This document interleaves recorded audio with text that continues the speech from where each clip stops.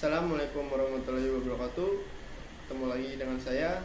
Pada video kali ini saya akan membuat tutorial mengubah tampilan menu default pada Wirsak. Di sini saya menggunakan Kali Linux ya, Kali Linux menggunakan VirtualBox.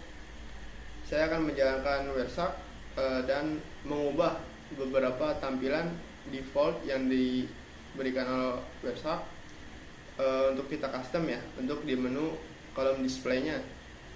Sini saya akan memberikan beberapa contoh untuk menambahkan, menghapus atau mengembalikan beberapa kolom yang kita hapus ya. Dan juga kita akan membuat request pada kolom filter ya. Oke, kita ke videonya. Oke, sekarang saya sudah masuk Kali Linux. Kita akan buka Wirsak, masukkan passwordnya. Nah, di sini tampilan saat membuka Wirsak ya. Di sini bisa dipilih kalian untuk menjalankannya. Saya akan menggunakan ETH0. Sini kita start capture.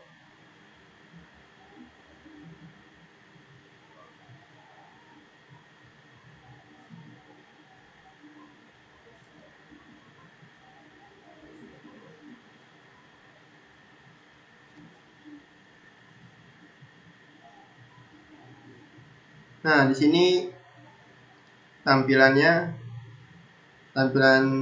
default Wirsak sendiri. Yang di atas ini ada display filter ya, untuk request kita memfilter atau mencari sesuai yang kita inginkan saja. Nah, untuk kolom ini sini kita cek koneksi. Nah untuk tampilan ini disebutnya kolom display ya, atau bisa disebut lalu lintas jaringan yang ada di laptop kita yang tercapture oleh Wirsak. Nah, di sini ada kolom detail ya. Detail dari tampilan display yang di atas. Ketika diklik, dia akan menampilkan informasi dari beberapa capturean yang ada di Wirsak. Untuk yang bawah ini yaitu hexadesimal. Ya, kita melihat secara bentuk hexadesimal dari informasi di atas itu berbeda-beda ya, hexadesimal dan juga frame detailnya. Nah, sedikit menjelaskan. Nah, untuk di sini nomor itu seperti biasa ya. Nomor disebut itu angka urutan yang biasa diawali oleh angka 1 ya.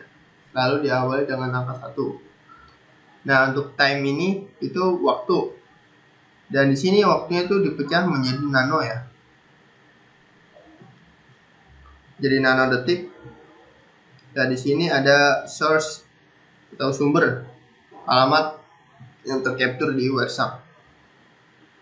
Biasanya berbentuk format IP ya, IPv4, V6 atau Ethernet. Nah, di sini ada destination ataupun tujuan.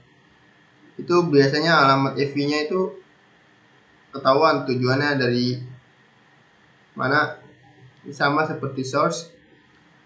Nah, di sini ada protokol, yaitu digunakan dalam frame Ethernet. Paket IP ataupun segmen TCP, ARC, kan ada DNS, ada HTTP juga, dan banyak lagi ya. Di sini panjangnya itu disebut panjang frame atau bingkai dalam bentuk byte. Nah, biasanya seseorang security jaringan itu dia menggunakan beberapa tampilan ya pada website sendiri, yaitu ada hiding columns, removing columns, adding columns, change time to UTC, dan juga custom columns. Ya, biasanya dia hanya menampilkan tanggal dan waktu dalam bentuk UTC. Dan kedua yaitu sumber IP dan port sumber. Yang ketiga itu IP tujuan dari mana dan port tujuannya. Dan juga dia menampilkan host HTTP, server HTTPS, dan juga infonya. Nah, di sini kita mulai merubah beberapa tampilan default pada website sesuai keinginan kita untuk melihat lalu lalang jaringan yang tercapture di website. Pertama, mungkin sini kita akan menghilangkan ya atau menyembunyikan beberapa dari ini. Kita sembunyikan yaitu nomor ya, karena nomor sepertinya tidak terlalu dibutuhkan. Sini kita klik kanan, sini kita pilih aja nih dari beberapa yang ada di atas ini bisa kita hilangkan maupun kita aktifkan lagi ya, tinggal di centangnya dihilangkan, dan untuk dikembalikan lagi centangnya dihidupkan, dia akan kembali lagi seperti itu. Di sini kita hilangkan contohnya. Nah, selanjutnya yaitu menghapus kolom. Nah, dari beberapa ini bisa kita hapus ya. Kita klik kanan, sama seperti nomor ya, bisa kita hapus.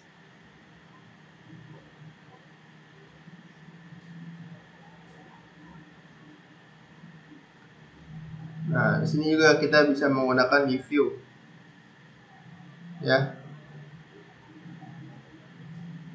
ataupun klik kanan.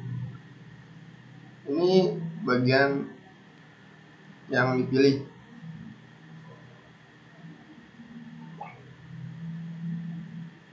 Untuk menghapus sendiri kita bisa mulai dari sini ya, nomornya kita tampilkan, kita klik kanan, kita hapus kolom ini ya. Nanti kita bisa buat lagi. Sini kita contoh dulu, kita hapus. Nah, sudah terhapus ya. Bagaimana cara mengembalikannya? Ya sama seperti menghidupkannya ya, tapi ini kita harus buat dulu. Klik kanan pada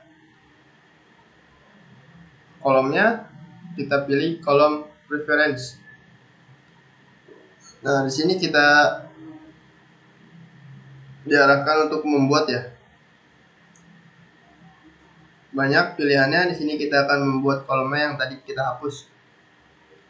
Di sini ada button tambah dan button minus, yaitu untuk hapus ya.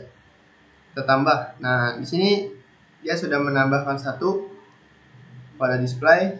Kita merubah namanya dulu. Kita kembalikan lagi yang tadi kita hapus. Itu ada nomor ya. Nah, di sini bentuknya tipenya number. Dan jika untuk menambahkan yang lain, kalian bisa memilih apa yang akan ditampilkan. Banyak pilihannya. Nah, ini kita klik OK. Nah, nomor sudah kembali ada ya. Dan kita rubah posisinya. Balik ke kolom preference. Ini kita drag ke atas.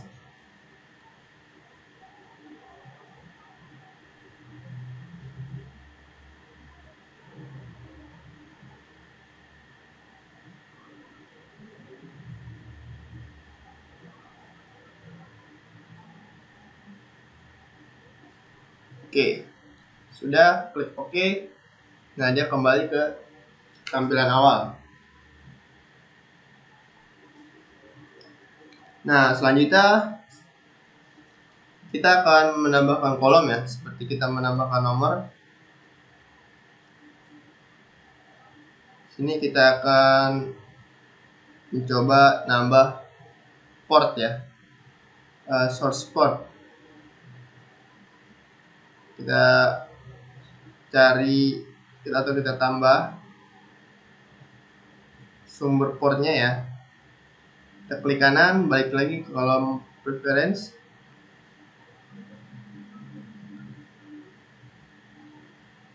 Nah, di sini kita akan klik tambah, atau kita sudah pakai yang ini aja ya, yang sudah kita tambah tadi. Kita kasih nama source port. Nah, tipenya kita ganti, bukan number ya. Kita ganti itu tipenya SEC port yang unresolved. Nah, jika sudah, kita klik OK.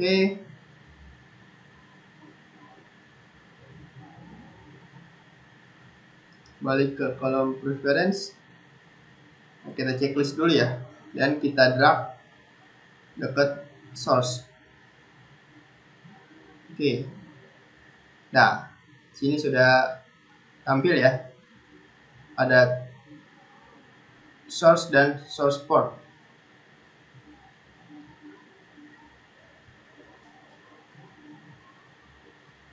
Nah, kita tambahkan lagi yaitu destinasi portnya ya, atau tujuan portnya. Sama, kita balik ke kolom preference, kita klik button tambah, kita ganti namanya yaitu destination port. Tipenya kita kasih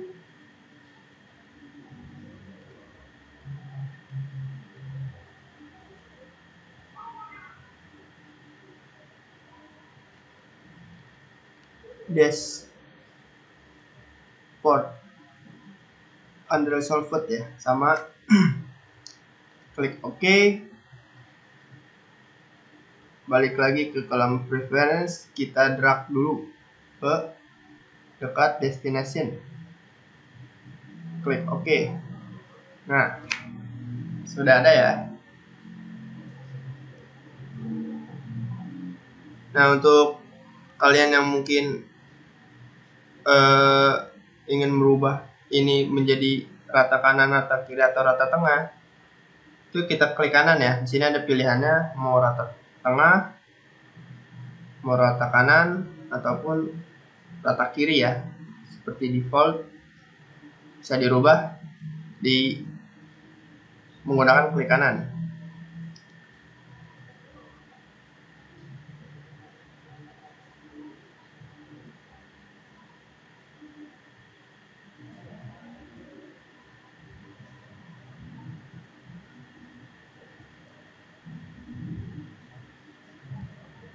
Oke, selanjutnya kita mengubah waktu ya, mengubah waktu formatnya, time. Kita rubahnya dari view, kita klik themes format. Nah, di sini bisa kita ganti ya, kita menggunakan date dan time per hari. Bisa juga menggunakan tahun ataupun saat ini ya, today. Kita menggunakan time-nya itu ada tahun, kapan tahunnya, kapan jamnya, kapan detiknya, ini bisa kita rubah, kita custom. Kita bisa merubah juga ini menjadi second ya, bisa otomatis atau kita klik second. Nah, jika sudah, coba kita pilih HTTP request ya. Sini kita stop dulu. Nah, kita mencoba request HTTP request. Oke. Sudah kita jalankan.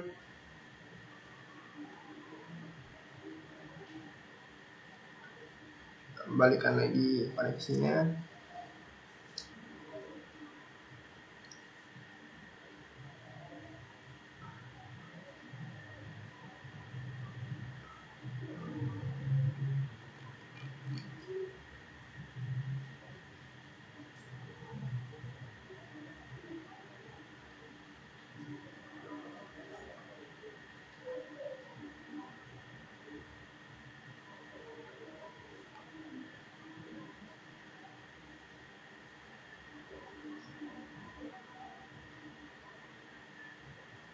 Nah, di sini tampilan setelah di request.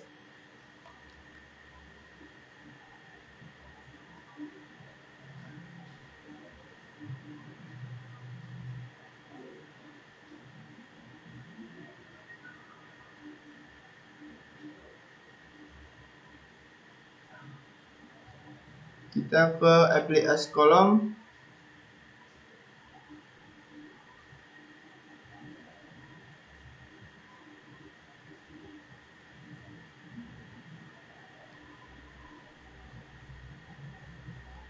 Nah, di sini untuk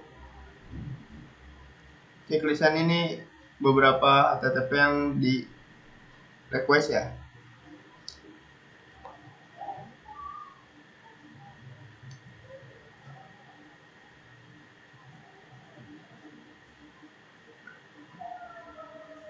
Masih banyak lagi untuk requestan kita bisa memilih ya, banyak request yang disediakan ataupun yang kita inginkan untuk menampilkan ataupun memfilter beberapa saja yang ingin kita tampilkan pada capture WordShark ini. Jadi tidak perlu cari satu-satu, jadi kita bisa filter yang menggunakan HTTP SSL handshake tipe ataupun request yang lain.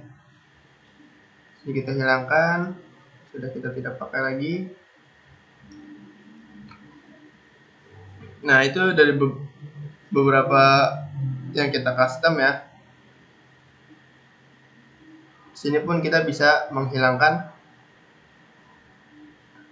filter toolbar itu yang atas, status barnya, package listnya, package detailnya kita bisa hilangkan ya, dan juga bisa kita kembalikan